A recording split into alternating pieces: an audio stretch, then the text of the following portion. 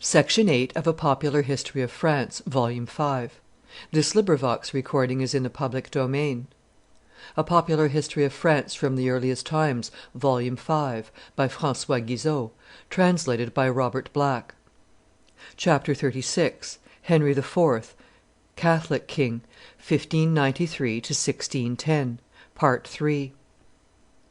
The close of this happy and glorious year was at hand. On the 27th of September, between 6 and 7 P.M., a deplorable incident occurred, for the second time, to call Henry IV.'s attention to the weak side of his position. He was just back from Picardy, and holding a court reception at Schomberg House, at the back of the Louvre.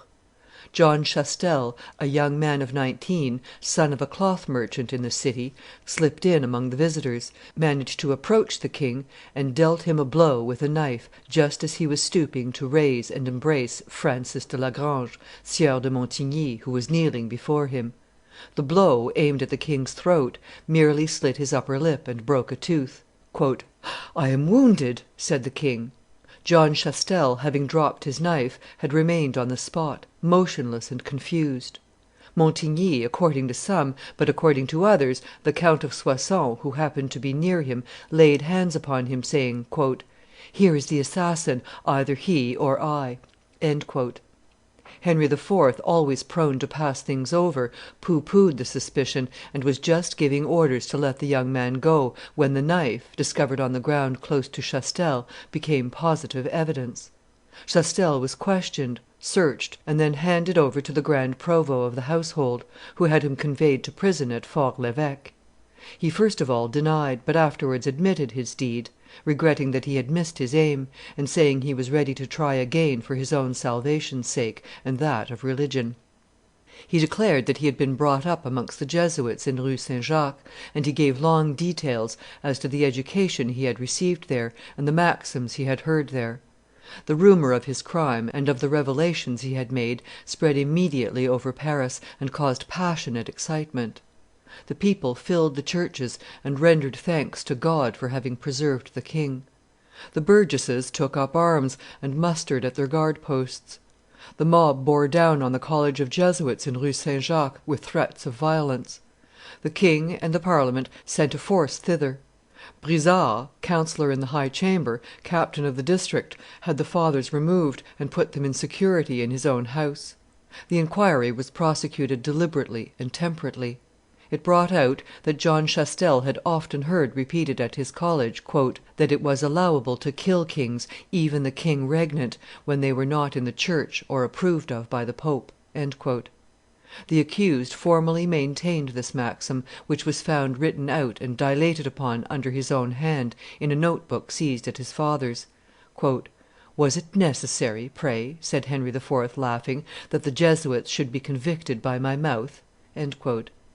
John Chastel was sentenced to the most cruel punishment, and he underwent it on the 20th of December, 1594, by torchlight, before the principal entrance of Notre Dame, without showing any symptom of regret.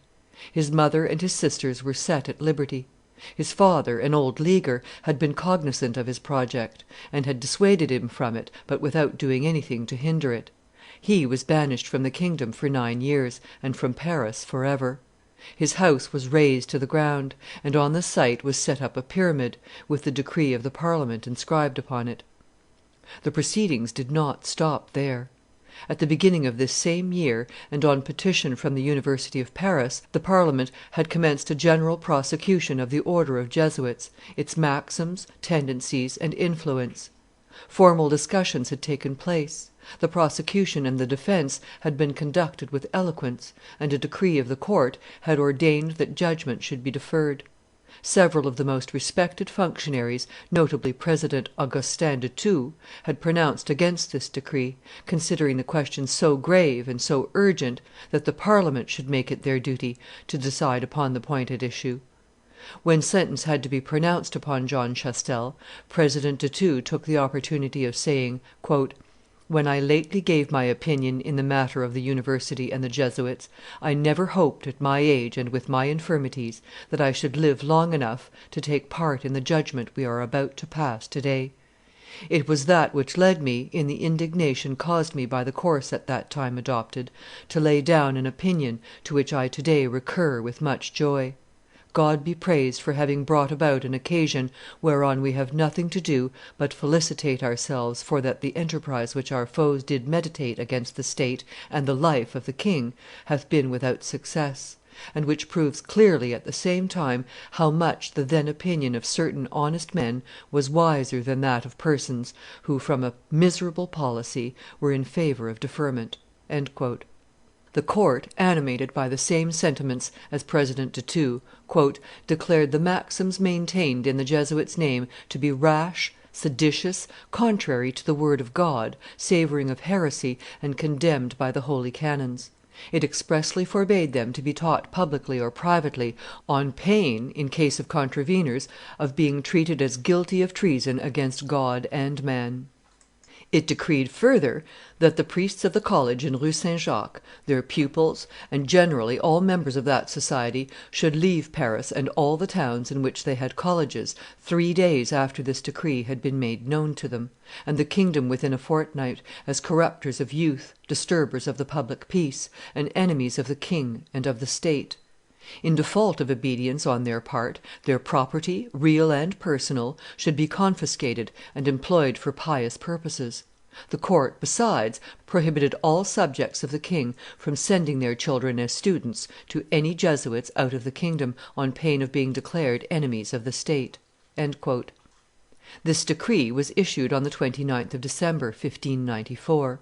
And as if to leave no doubt about the sense and bearing of this legislation, it was immediately applied in the case of a Jesuit father, John Guignard, a native of Chartres. His papers were examined, and there were found in his handwriting many propositions and provocatives of sedition, such as "that a great mistake had been made at the St. Bartholomew in not having opened the basilic vein, that is, in not having murdered Henry IV. And the Prince of Conde, who were of the blood royal; 2, that the crown might have been, and ought to have been, transferred to a family other than that of the Bourbons; 3, that the Bearnese, in spite of his pretended conversion, ought to consider himself only too lucky if it were considered sufficient to shave his head and shut him up in a convent to do penance there; that if the crown could not be taken from him without war, then war must be made on him, and that if the state of things did not admit of making war on him, he ought to be got rid of at any price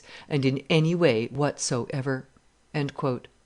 For having, not published, but thought and with his own hand written out all this, and probably taught it to his pupils, Father Guignard was obliged to retract, and was afterwards hanged in the Place de Greve on the 7th of January, 1595.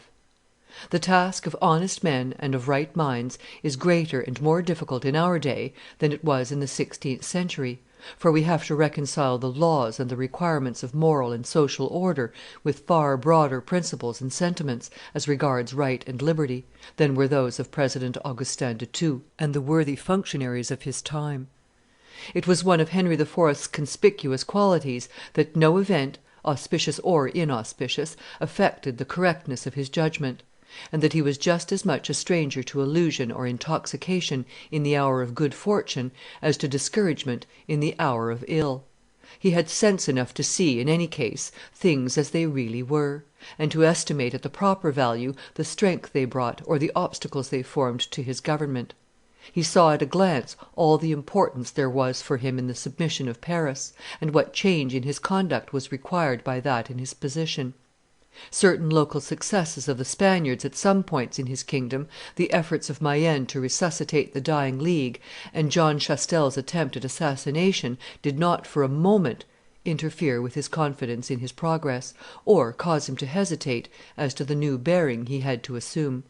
He wrote on the 17th of December, 1594, to the estates of Artois and Hainault, "I have hitherto lacked neither the courage nor the power to repel the insults offered me, and to send recoiling upon the head of the King of Spain and his subjects the evils of which he was the author. But just as were the grounds I had for declaring war against him, motives more powerful and concerning the interests of all Christendom restrained me. At the present time, when the principal leaders of the factious have returned to their duty and submitted to my laws, Philip still continues his intrigues to foster troubles in the very heart of my kingdom. After maturely reflecting, I have decided that it is time for me to act. Nevertheless, as I cannot forget the friendship my ancestors always felt for your country, I could not but see with pain that, though you have taken no share in Philip's acts of injustice, on you will fall the first blows of a war so terrible; and I thought it my duty to warn you of my purpose before I proceed to execute it. If you can prevail upon the King of Spain to withdraw the army which he is having levied on the frontier, and to give no protection for the future to rebels of my kingdom, I will not declare war against him, provided that I have certain proof of your good intentions, and that you give me reasonable securities for them before the 1st of January in the approaching year." Lettre missive de Henri IV, p. 280; de Thou, Histoire universelle, pp. 328 to 342. These letters, conveyed to Arras by one of the king's trumpeters, received no answer. The Estates of Flanders, in assembly at Brussels, somewhat more bold than those of Artois and Hainault, in vain represented to their Spanish governor their plaints and their desires for peace. For 2 months Henry IV. heard not a word on the subject. Philip II. persisted in his active hostility, and continued to give the King of France no title but that of Prince of Bearn. On the 17th of January, 1595, Henry, in performance of what he had proclaimed, formally declared war against the King of Spain, forbade his subjects to have any commerce with him or his allies, and ordered them to make war on him for the future just as he persisted in making it on France. This able and worthy resolve was not approved of by Rosny, by this time the foremost of Henry IV.'s councillors, although he had not yet risen in the government, or probably in the king's private confidence, to the superior rank that he did attain by the eminence of his services and the courageous sincerity of his devotion. In his Economie royale it is to interested influence, on the part of England and Holland, that he attributes this declaration of war against Philip, "into which," he says, "the king allowed himself to be hurried against his own feelings." It was assuredly in accordance with his own feelings and of his own free will that Henry acted in this important decision. He had a political order of mind greater, more inventive, and more sagacious than Rosny's administrative order of mind, strong common sense, and painstaking financial abilities. To spontaneously declare war against Philip after the capitulation of Paris and the conquest of 3/4 of France was to proclaim that the League was at death's door, that there was no longer any civil war in France, and that her king had no more now than foreign war to occupy him. To make alliance, in view of that foreign war, with the Protestant sovereigns of England, Holland, and Germany against the exclusive and absolutist patron of Catholicism was, on the part of a king but lately Protestant and now become resolutely Catholic, to separate openly politics from religion, and to subserve the temporal interests of the realm of France whilst putting himself into the hands of the spiritual head of the church as regarded matters of faith. Henry IV., moreover, discovered another advantage in this line of conduct. It rendered possible and natural the important act for which he was even then preparing, and which will be spoken of directly, the Edict of Nantes in favor of the Protestants, which was the charter of religious tolerance and the securities for it, pending the advent of religious liberty and its rights, that fundamental principle, at this day, of moral and social order in France. Such were Henry IV.'s grand and premonitory instincts when, on the 17th of January, 1595, he officially declared against Philip II. That war which Philip had not for a moment ceased to make on him. The conflict thus solemnly begun between France and Spain lasted 3 years and 3 months, from the 17th of January, 1595, to the 1st of May, 1598, from Henry IV.'s declaration of war to the peace of Vervins, which preceded by only 4 months and 13 days the death of Philip II. And the end of the preponderance of Spain in Europe. It is not worth while to follow step by step the course of this monotonous conflict, pregnant with facts which had their importance for contemporaries, but are not worthy of an historical resurrection. Notice will be drawn only to those incidents in which the history of France is concerned, and which give a good idea of Henry IV.'s character, the effectiveness of his government, and the rapid growth of his greatness in Europe, contrasted with his rival's slow decay.